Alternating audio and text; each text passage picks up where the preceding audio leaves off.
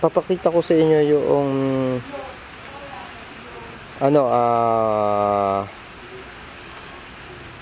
hitsura o kinalabasan ng experiment na ginawa ko doon sa pagpapasibol ng cuttings. Nagtanim ako ng ilang cuttings na nasaksihan nyo sa vlog na ginawa ko. Yung sinugatan natin o linagyan natin ng karsada o daan ang kanyang mga ugat. At sa tingin ko, effective. Kaya, approve.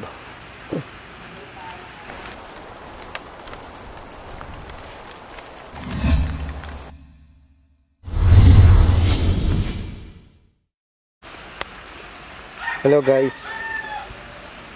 Ito yung ating ubas. Kanina nag-abono. Yung kabila hindi pa natin inaabonohan kasi nga umuulan. Yan katulad niya, no, may ambon. Parang hindi ko magawa kasi umuulan nga. Pwede naman sana dahil hindi naman malakas. Ko lang, mababasa ako. Dito din naman tayo sa Gardening PH vlog. At papakita ko din naman sa inyo yung mga alaga kong ubas. At ito yung aking mga experiment na palagi kong ginagawa.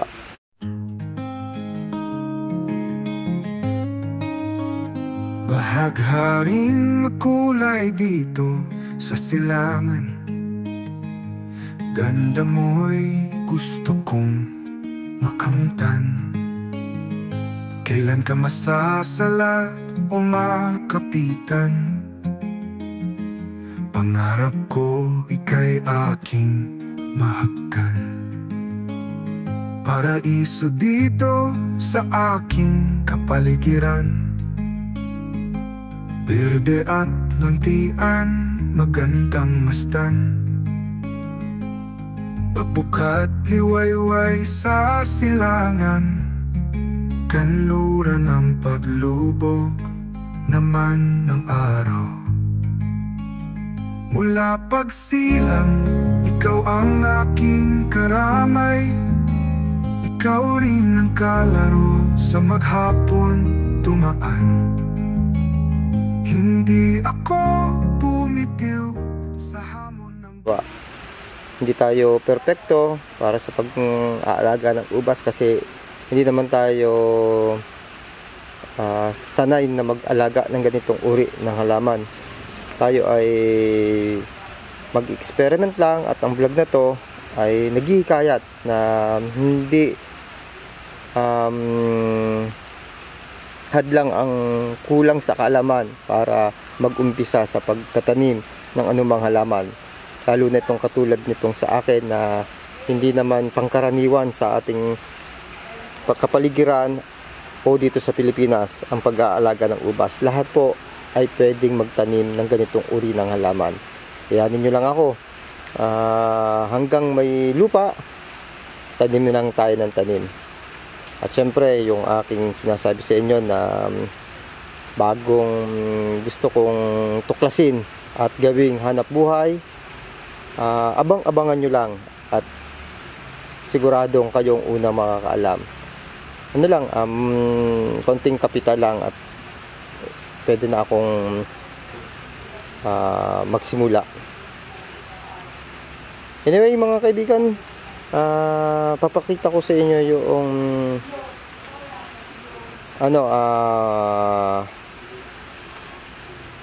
hitsura o kinalabasan ng experiment na ginawa ko doon sa pagpapasibol ng cuttings. Nagtanim ako ng ilang cuttings na nasaksihan nyo sa vlog na ginawa ko. Yung sinugatan natin o linagyan natin ng karsada o daan ang kanyang mga ugat. At sa tingin ko, effective. Kaya, approve. Kaya approve mga kaibigan. Maayos at maganda ang kinalabasan. Ito mga kaibigan yung ating ginawa natin. Ito mga kaibigan ang ating ubas na ginawa.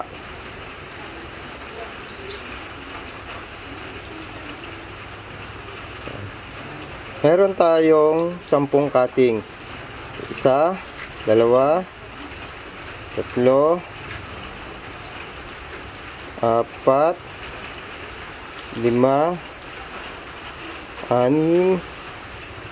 7, 8, 9, 10. Sa ngayon mga kaibigan, ang merong magandang tubo ay 9. Meron pa tayong isa na nanatiling hindi tumutubo. Wait lang natin kasi bago pa lang naman to. Meron pang panahon para siya ay tumubo. Baka yung kanyang mga buko ay talagang walang pagdadaanan agad ng tubo, at yung kanya namang ugat ay ang kanyang ilalim ay umuugat. Okay lang yon kasi magpuproduce yan kung saan sa muling tutubo sa buko. Ang mahalaga magkaroon ng ugat. Anyway mga kaibigan, ito yung isa.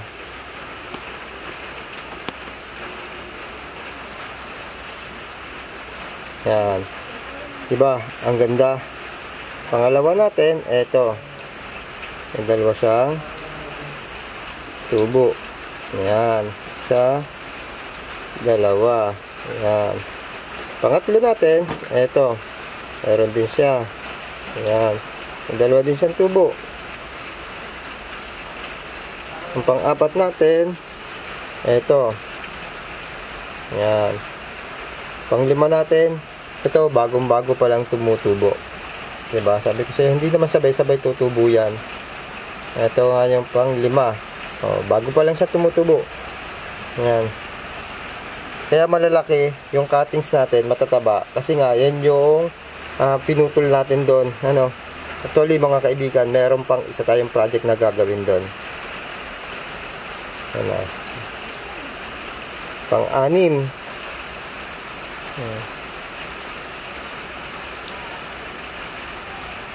Ito yung pang-7. Madaming dahon.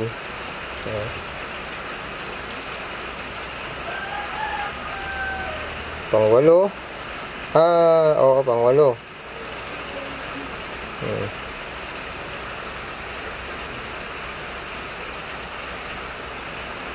Ito yung pang-9 mga kaibigan.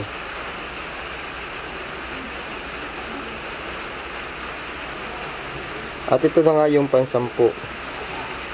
Huwag tayong mainit dyan. Hintayin natin hanggang siya ito bumubo.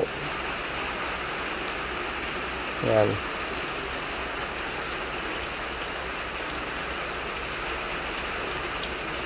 Yan mga kaibigan. Ito yung pangunahing magiging produkto natin doon sa sinasabi ko sa inyo na binabala ko na maging hanap buhay. Itong variety nito, Catawba, kasi wala pa, dapat lahat ng variety na magkakaroon ako, may ganyang procedure na gagawin ko, project, at lahat yan ay pambenta. Ito ay ibebenta natin kung sakali sa mga bahay sa subdivision. Alam natin na ang subdivision, isa sa mga bahay na maliit ang space. Mahirap patubuin, mahirap magtanim sa bakuran ng maliliit yung space. Pero meron akong naisip na gagawin dito. Abang-abangan nyo mga kaibigan. Kasi nakaka-excite talaga yon na ang ubas pwedeng itanim natin sa maliit na space kung saan ang mga naninirahan dito ay may hilig din sa halaman. Lalong-lalo na yung ganitong uri ng halaman na hindi pangkaraniwan. Yan mga kaibigan, umuulan lang talaga. At nandito tayo sa kabilang area ng taniman natin. Hindi ko pa nalalagyan ng abono kasi nga umuulan, mababasa ako. Pinakita ko dito sa nakaraang vlog. Ngayon mga kaibigan, itong stem na to galing yan dito sa matandang stem. Yan yung sinasabi kong mayroon tayong gagawing uli project. Diba? Pinutol natin yan. Ngayon, yung stem niya, ito. Maganda yung size niya, pero pagdating dito, medyo maliit. Parang ayaw ko. Gusto ko tuloy-tuloy yung stem niya na malusog lahat. Ang bala ko dyan, puputol tayo dito. Ito, sa halip na umikot, kapag ganyan, itutuwid na natin dito. Pagdating dito, puputulin natin dito. Nakatuwid na. At itong mga ito, siya ay susubukan nating itanim din at isasama natin doon sa 10. Yan ang aking balak. Pero ito, dahil nga pinutol kong ito, kasi may itinira tayo, dapat pala wala na tayong itinira. Ito kasing mga naan dito, pinutol na natin lahat. Ayan. Yan, sana kung pinutol natin lahat yun, sana ganito na rin, malago na rin. Pero okay lang. Sabi ko nga, ang aking ubas garden ay try and error. Hindi tayo mag-uubas. At tayo ay sumusubok lang ng ubas sa sarili nating kakayahan. At aking ibinablog at nang sa ganon, maging inspirasyon ako sa mga kapwa ko na may gustong gawin ganitong uri ng paghahalaman na natatakot dahil walang experience. Kahit wala tayong alam, wala tayong experience, basta may idea tayo at marunong tayong mag-research, magbasa, makinig, makakabuhay tayo ng ganitong uri ng halaman. Ayun pa yung isa. Yan yung isa, mga kaibigan. 3, diba? Yan punong malalaking yan. Okay, mga kaibigan. Pakita ko sa iyo kapag putol na. Ito na, mga kaibigan. Pinutol na natin. Ayan. Ito yung puno. Pakyat. Ito yung naging dulo niya ngayon. Putol na. Ang pinagputulan nito, mga kaibigan, eto, itatanim natin ngayon yan. Yan. Itatanim natin yan, mga kaibigan. See you. Pakita ko sa inyo. Ito, mga kaibigan, may dalawang taniman tayo dito. At ito yung itatanim natin.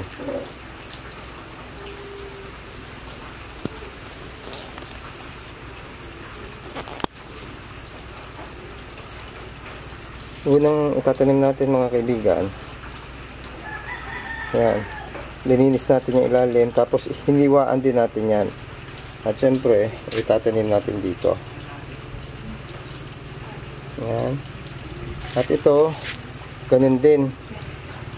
Medyo mahirap lang kasi hindi ako makagalaw ng camera. Tanim din natin dito. Yan. Yan na yan. Ngayon, cultivate natin para ano siya. Mahirap kumapit. Nag-iisa ang kamay ko na gumagawa dahil yung isa may kapit na camera.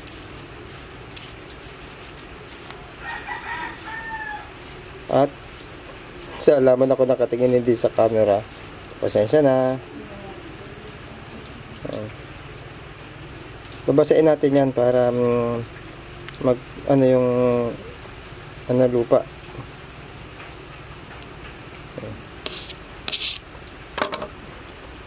Tayo ng pantabo. Ilang tabo. Dito tayo kumuha ng tabo. Marami tayong tabo dito. Yan. Konti lang naman.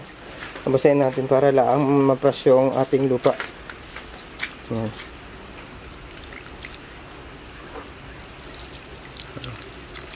This yung lupa. Ayan, ang ibabaw pa. Tutulo yan. Masisip-sip pa baba yan, tutulo. Yan lang, mga kaibigan. At 12 na ngayon yung ating halaman na itinanim dito. At yan ay abangan nyo kung papaano. Kung may set up ako dyan, may design ko anong tawag sa ginagawa kong ito. Yan yung aking project. Hindi ito sa taniman natin ilalagay. Ito ay pang benta natin. Ibig sabihin, at hindi pa tayo nakakapag-produce ng bunga, ngayon pa lang makakapag-produce tayo ng ganito. Pero hindi agad yan mabebenta. May tamang panahon. Paki-subscribe, paki-like, paki-share po ng ating video.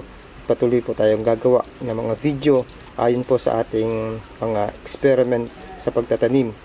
Hindi po tayo eksperto, pero kaya nating magbuhay, magpalusog, magpabunga ng mga halaman, lalong-lalo na ang ubas o grapes. Bye-bye!